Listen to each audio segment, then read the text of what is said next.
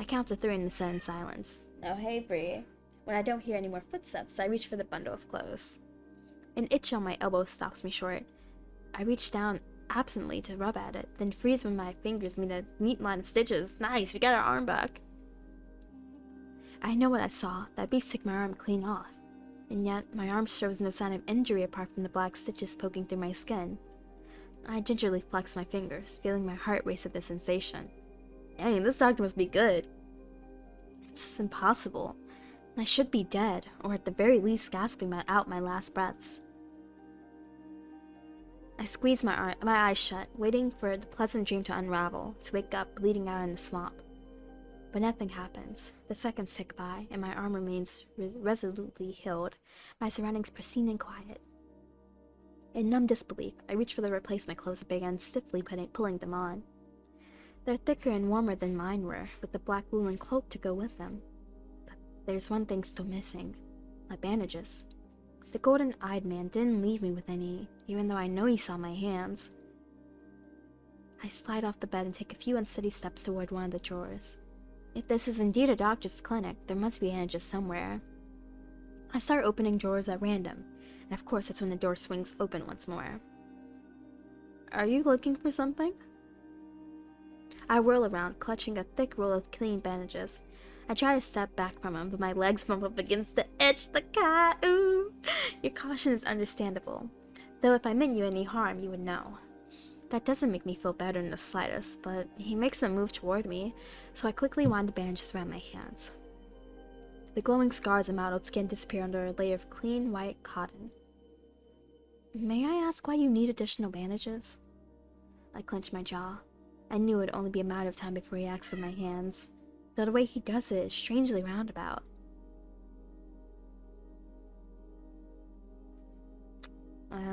Guess the kind of answer.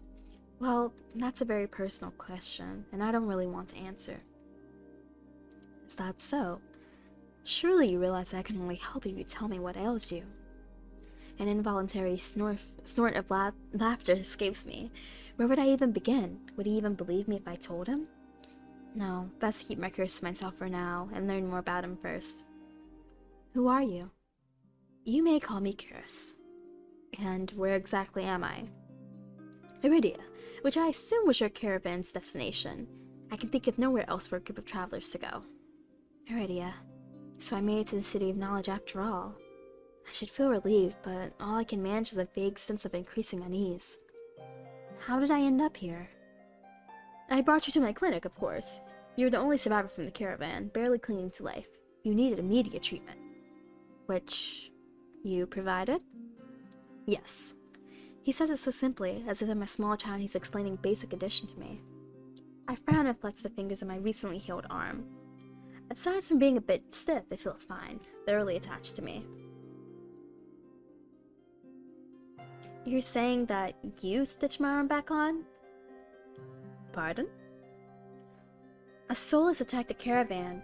It ripped everyone to shreds. It tore my arm clean off. When I woke up here, I trail off bewildered, not bewildered. I've never heard of any magic that could heal a mortal wound like that. What kind of person could do such a thing? The doctor, curious, pinches the bridge of his nose. He sits back down in his chair, quiet for a long time. Awkward. I do not know where you come from, but Iridia is a city of knowledge and deadly secrets alike. Information is power, and it is most unwise to give or receive it freely. Since you have refused to divulge your secrets, I will not divulge mine. I do not even know your name. You are new to Iridia, so I will overlook this specific breach of etiquette. However, you should not expect others to extend the same courtesy. So, if I get this straight...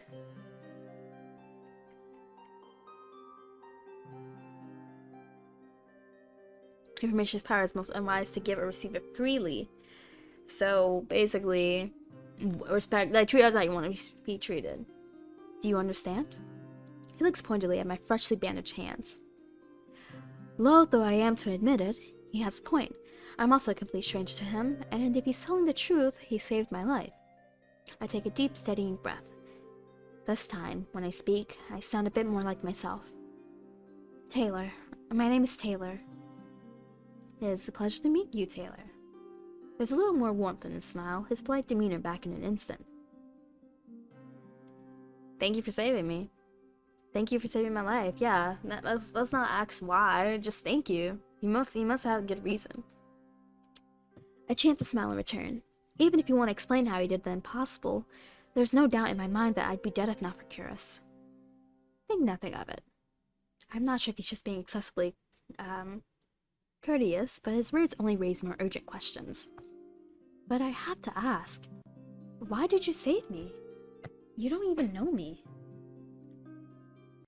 The question seems to startle Curious. I could hardly leave you to die in the waste.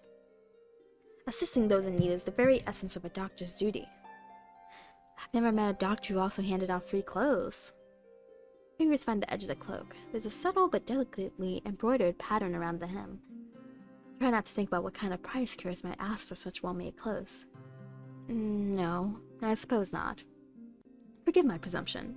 I rarely come across so fascinating a patient. Oh, you look at me like an experiment, huh? Oh, I'm sorry, I just dropped my phone on my computer. Look at me like I'm an experiment, huh? I blink. What did he just say? Ah, I simply meant that few would cling to life so resolutely or brave such a Okay, buddy, okay. Bad save. L save. I simply meant that few would cling to life so resolutely or brave such a perilous journey to Iridia. I could not help being curious about you, Taylor. His voice dips to a soft murmur, and he abruptly looks away from me. Oh, hi. I think he likes you guys. I think he likes me. What do you guys think? Bombastic side-eye. Criminal offensive side-eye. You're pretty curious yourself. Am I? Ooh, stop, don't tell me like that. Don't tell me like that. Well, I haven't forgotten about my arm. I wiggle my intact fingers at him. Clearly not. But you haven't asked me for any payment either. I require none from you.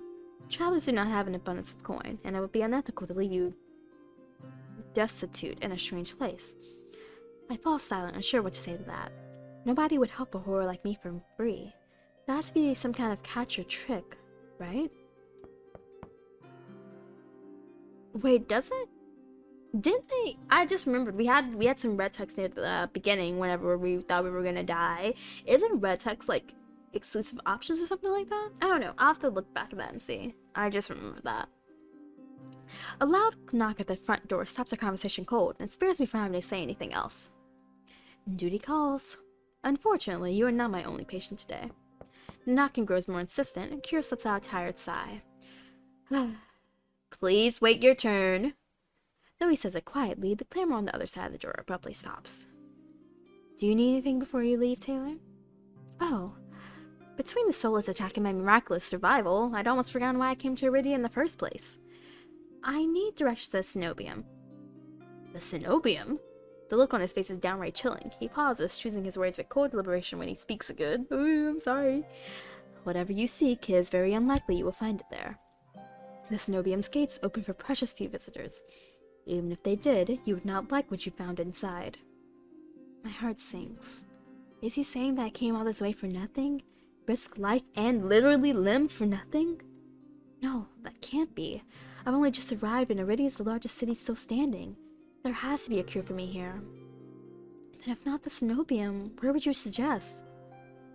Do you know anyone else in Iridia? I shake my head.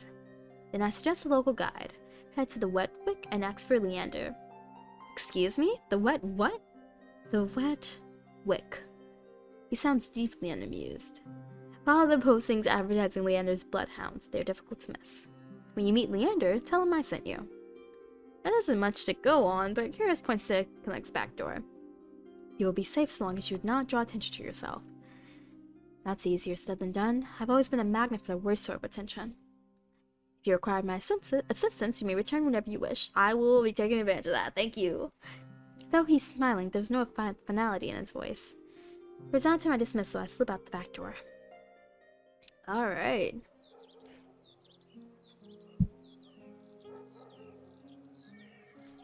I find myself standing in a narrow and rather gloomy alley. I pulled the new cloak up over my nose, stepping over the contents of chamber pots that have been emptied into the street. Something weighs heavily inside one of the cloak's pockets, my coin purse. Everything is still inside, the last coin I dodged up together for my journey to Iridia. It doesn't even look like it was opened. There were so few coins to begin with, they probably weren't worth stealing. I glanced back at the clinic's closed door. Harris didn't take any payment. He didn't even ask for a future favor. He was a nice guy. But he also said that in Iridia, secrets are power.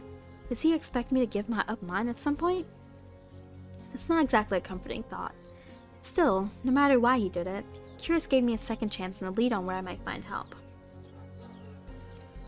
I'd better get going before he changes his mind. I squeezed out of the alley and into the crowded main street. The line outside Curious's clinic stretches down the road already. Two thin peddlers queue alongside weathered elders. If any place is in desperate need of a free clinic, it's this one.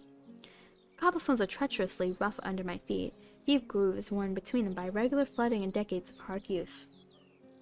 I knew Iridia was a river city, but I didn't expect it to look so eroded. The buildings are tired and dilapidated, all crammed together in narrow streets. And there's something else, a charge in the air like the shift of pressure before a storm. It's subtle, little more than a faint, persistent thrumming, but I can't seem to shake it. A child darts by, clutches something greasy wrapped in paper. A smell of fried food drifts over to me. My stomach gives a faint gurgle. Ooh. This morning touch, fried up hot and fresh. Not too many eyeballs today. Oh, that sounds disgusting. But I'm starving, so I duck my head over the stall's grubby awning. A large fish looks up at me, its three bulging eyes still visible through the thick layer of crispy batter. The vendor gives me a gap-toothed grin. What's the cheapest thing you've got? The vendor points in the metal basket what looks like long strips of savory fried dough. Fresh long lads, 3 cup for a piece. Don't burn your mouth. I take the coins out, counting them gingerly. At this rate, I might not even be able to afford dinner. Reluctantly, I drop the payment on the counter and take my meal. 2 streets later, I pass under a wrought iron archway adorned with dangling garlands of red and pink lilies. The buildings in this quarter are a dizzying riot of color, painted walls and tinted glass everywhere I look. Sheer red and pink curtains flutter in open doorways. Musical voices call out invitingly. Incense mingles with the pungent scent of flowers, barely covering the salt and musk of warm bodies. This must be Iridia's entertainment district. I'm polishing off my food and dusting the crumbs from my hands when I spot a poster. God, I can't speak apparently. It features the silhouette of a smiling man wearing a single dagger-like earring and the words Bloodhounds printed above his head. The motto, as above, so below, circles the artwork. If Leander's the leader of the Bloodhounds, then the face print on the poster is likely his. Can we see this poster? No? Okay. I followed the line of identical posters around a corner and nearly hit my head on a precariously dangling wooden sign. Looking up, faded orange letters read, The Wet Wick. The facade of the building looks like it's seen better days, but I hear faint music and laughter coming from inside.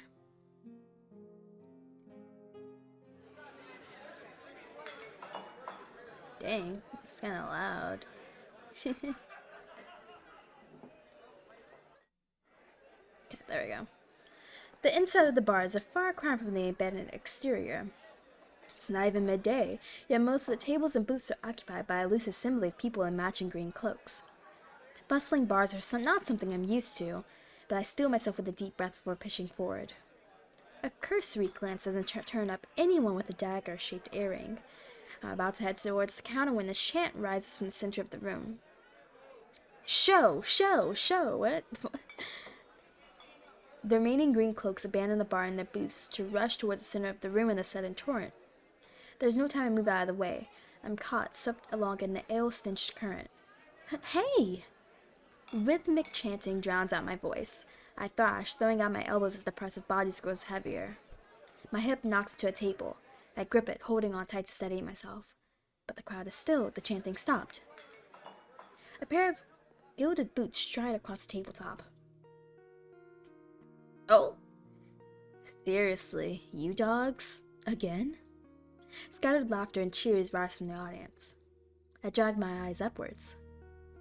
Ooh! Hi! Hello! It's like Stitch me, like, hi! A well-dressed man stands on the table in front of me, his broad shoulders framed by the thick lapels of a trench coat. This really is the last time, alright?